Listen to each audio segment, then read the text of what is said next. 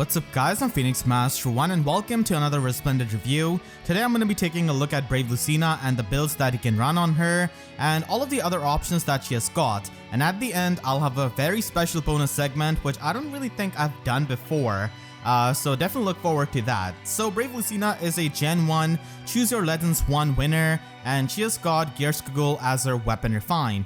Now honestly this weapon refine is still pretty good for the support as it does provide the allies within 2 spaces of her, +3 to all of their stats in the combat, and then she has got the breath effect which essentially gives you the special cooldown charge +1 on every attack in the enemy phase. So this includes both your own attack and the enemy's attack.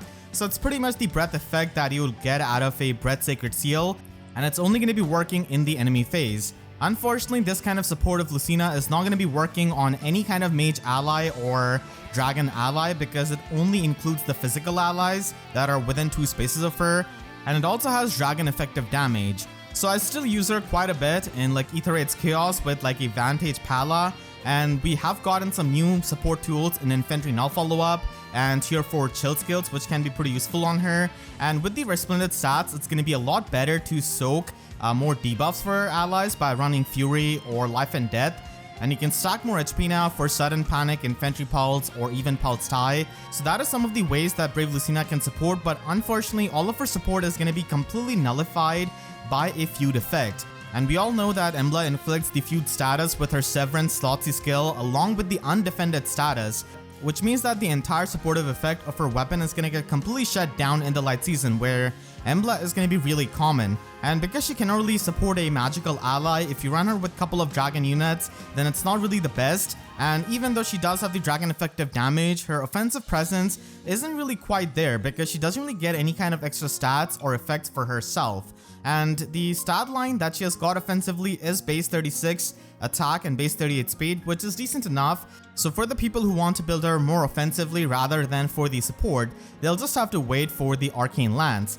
Having this supportive effect in her weapon refine does make her one of the better Choose Your Legends 1 units that you're going to be seeing compared to like Brave Lyn or like Brave Roy, but still she's going to be competing with other support units who can provide you the special cooldown charge, and we definitely have quite a lot of units that can do that now. She used to be a meta unit back in the Aether days where we didn't really have too many support options, and the main supportive units were Brave Lucina and Male Corrin, and we have of course gotten the Breath Sacred Seal, so you can be a lot more independent and not really depend on Brave Lucina to get the special acceleration. But of course we have got so many other units who can provide you special acceleration on top of more effects. And because she's an infantry unit, she can have access to Infantry Null Follow-Up, Infantry Pulse, and also run even Pulse Tie, which someone like Thor or Duo Thor cannot really do. We do have Newer Valyria who can provide the special cooldown charge to the support partner in 2 spaces, so her support is only limited to 1 ally, but she is a beast unit so she can run something like double ward beast. And then we have got Thor, who is an Astro Mythic, and she is one of the best Astro Mythics there is in the game because of the Warbreaker Slotsy skill that she has got, which makes her extremely versatile unit to be used in a Gale Force team or even as a support unit. So it provides you with +1 special cooldown in both phases, not only to the allies within 2 spaces but also to herself. So unlike Lucina, she can just Gale Force a lot better and also provide this in the player phase to other Gale Force allies. We pretty much have Duo Hilda as like a spiritual successor to Brave Lucina, who can provide this enemy phase only breath effect while also giving +6 attack to allies in 2 spaces, so also a pretty good support unit for a Vantage playstyle. She also has the healer only and flyer only skills, and a lot of flyer supportive skills and sacred seals can be pretty good for the movement. And she does have a duo skill which can inflict -7 attack debuff and isolation in 3 rows and 3 columns. And then we move on to the Titan known as Duo Thor, who's easily one of the best units in the game. So it's not even because of the Warbreaker that she has got, it's because of the splash exposure and the stall status that she can inflict on the lowest speed opponents. And of course her Broken Duo skill, which can pretty much inflict gravity effect on the foes in the cardinal direction and completely erase foes' bonuses and like bonus status essentially, like visible null follow-up status or bonus doubler from legendary Eliwood in 5 rows and 5 columns. So she she's a meta unit for summoner duels for sure, and she also works really well in Aether Raid's offense. And then finally we got our recent Dragon Refine in Na, who kinda can bypass the feud effect of Embla, because the special cooldown that she provides to allies within 2 spaces is a special status similar to Fallen Ninian's Dance. So it is going to be immune to the feud status because it's not a, drive skill like Lucina, for example, and it is a status. So she can also provide that with the +6 defense and resistance buff, and she does have pretty good HP to make use of the infantry only skills and even Pulse Tie. And she's also a dragon, so she can easily run like double ward dragons, for example. And her support being immune to feud effect is definitely pretty good when we just have got Embla. Brave Lucina has to compete with these various support units in the modern times for the supportive slot, where they all can provide the same special cooldown charge just like her, and on top of that they can also provide even more support. And when we're going to be comparing Brave Lucina as a more combat unit, of course the competition is insane with Flame Tribe Lyn and Legendary Dimitri, who has gotten so many new tools in a couple of months. So Brave Lucina unfortunately doesn't really have the offensive presence as these other Lance Infantry units, and a more fair comparison is going to be to the other units who are also going to be waiting for the Arcane Lance if they want to be more offensive. We do have Summer Norn, who does have a pretty identical stat line to Brave Lucina even after her Resplendent stats, and we do have Nefni, who is going to be having a lot less attack and speed than Lucina herself. And a lot of their fans are going to be waiting for the eventual Arcane Lance. Brave Lucina, being a support unit, can easily be used on a budget at like low merges, and all you need to do is give her supportive skills like a Link skill in the slot B and run Drive Attack Sacred Seal or run Drive Attack in the slot C. So it is pretty easy to do with like a 4-star Norn, and she is going to be working out fine even on a budget. And Fury is just a much better skill for the slot A than Sturdy Blow that she comes with. You can also run a Ruse skill from the Divine Codes in Astrid and get attack defense Ruse, and this is something that the flying units like Duo Hilda, Duo Thor, and Thor cannot really do because they don't have access to the Ruse skills. So this is going to be making Lucina a bit more unique as a supportive unit who provides the special acceleration, and she could be used as a Vantage support unit in something like Aether Raid's Chaos, for example, by running the double drive attack and by also providing the Ruse support. And the Ruse support is going to be pretty good for more debuffs, and this can even be used with like a tank unit who does appreciate the guard effect on the enemies. If you want to build her up more on the high investment side, more as a combat unit than a support unit, then you can just run her with Vital Astra because she's going to be pretty fast, and that is going to be her most damaging 2 cooldown special that she can run. And you can also run Attack Speed Ideal 4 in the slot A. Null follow-up is always going to be useful with her stats, and you can also run a Joint Drive skill so that you can still provide the support to the allies while getting these stats yourself in the combat. Now, the reason why I'm showing this build is because I'm going to be showing a bunch of supportive builds that she can run and a lot of the options that she has got. So let us begin with some of the Aether Raid's builds. You can definitely run her as a more sudden panic and infantry pulse unit by running her with a godlike reflexes ally or with a Vital Astra ally. So you can just try and pre-charge their special with infantry pulse, and if you're going to be stacking up HP, then you can easily run sudden panic as well. So this is something that you can do in the Askr season by getting the speed stat from Elimine and Plumeria. And if you're not going to be using Thor, then you can definitely use Lucina in the Askr season as your support unit. And Thor cannot really sudden panic or infantry pulse, so that is definitely going to be providing you an option. And in the light season, honestly, I think that after Embla, it kind of kills her, viability, because Embla is just so omnipresent in the light season that it is going to be pretty hard to make her work out. And that's not a good thing when your supportive unit is really not going to be, giving that effect to your Omni tank or to your safe tanks. And it's a lot easier to do that in the Askr season now, as it is, pretty much the easier season out of the 2.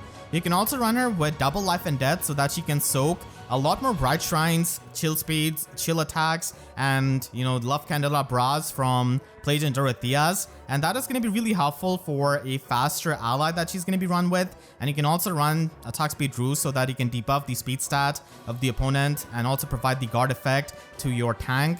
And Joint Drive Speed is going to be providing you with +4 speed to your ally compared to the +3 speed from the regular drive speed. So it's only a little bit of a buff, but it does work out if you're going to be investing heavily into her with some of the premium skills. So it's pretty easy for her to soak the offensive debuffs, and it's pretty easy to run these builds even on the lower investment, but obviously with more investment you're going to be having more HP or just the more offenses, which make these builds work out much better. So these are going to be some of the options, and if you're going to be using her in Summoner Duels, in like Summoner Duels S or in Summoner Duels Book 3 and prior metagame, then even Pelt's Tie is pretty much one of the main skills that you have to run, because you can disable the Hardy Fighter armor units with their defensive specials and Lethality Pre-Charge Fury, Deadeye of Duochrome, and she can also provide Infantry null follow-up support, which is going to be really valuable. And then in the Sacred Seal, it is pretty flexible as to what support that you want to get.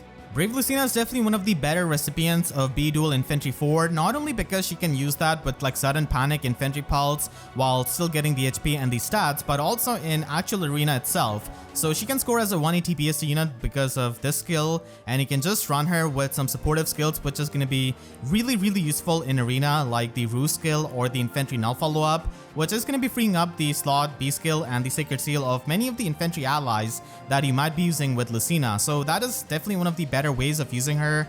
But if you want to maximize her scoring in arena as a Gen 1 unit, then you pretty much need to run 300 SP slot B and slot C skill. So you can run Chill Defense Res 3 as the supportive skill, which is a 300 SP skill, and also Crossbar Attack. You can also run Infantry Speed Tactic, I suppose, but if you're going to be having 2 or more infantry units, then it is really not going to be working out. And usually Infantry Speed Tactic is a lot better used on units which are not infantry unit like Brave Lucina, so Crossbar Attack could work, and then Sacred Seal is pretty flexible.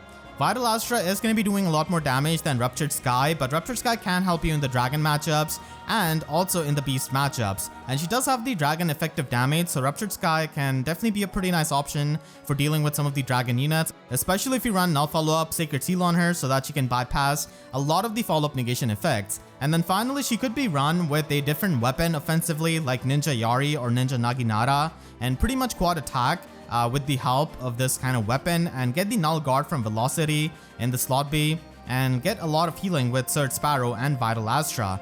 So this is going to be a very different build for the people who want to use her offensively. Ninja Yari is definitely one of the better options, but I would still suggest to wait for the Arcane Lance, because that is probably going to be much better than any kind of inhittable weapon that you can give to her for the offensive purpose. And if you want to use her as a supportive unit, then I've pretty much gone over all of the effects that you can get access to. Unfortunately, before Choose Your Legends 4, the second place winners were not getting any kind of preferred skills that could make them stand out. And for example, like Brave Erica without being her slot B skill is pretty hard to imagine, or like Brave Seliph without her slot C skill, which is exclusive and provides him with the null follow-up. So all of these units were not really able to get a preferred skill, and it definitely makes things harder for them, because someone like Brave Roy pretty much competes with Resplendent Eliwood, who is much more easily available. And then we've got Brave Lucina getting competition from so many of the other support units who have an exclusive skill, a better weapon than her. So this is my theory craft. If Lucina was to get a remix and a preferred skill, which she really deserves, and all of the second place winners pretty much deserve at this point to make them unique. So I would give her Exalt's Eye as a slot C exclusive skill, and this is going to be having Joint Drive Spectrum built into it, so she can provide +3 to all of the stats of herself and the allies within 2 spaces, and she can also provide the Joint Drive Null Follow-Up and the Joint Drive Guard skill. Having Joint Drive Null Follow-Up is going to be freeing up the slot B and Sacred Seal of so many units, and it also provides herself the Null Follow-Up, so she doesn't really have to run that in the slot B. And getting the Joint Drive Guard effect is actually pretty amazing, because we only have their Respite Plus staff as a Drive Guard staff and Cadence support for providing that kind of Drive Guard support. So Lucina is definitely going to be one of the few units who can do that. So Null Follow-Up helps the speedy units and the speedy allies, and the Guard is going to be helping a lot of these slower tanks which need the Guard effect to not get blown up by the special of the enemies. And the final effect of this Slotty skill is going to be providing her with 40% damage reduction on foe's first attack if she is within 2 spaces of an ally.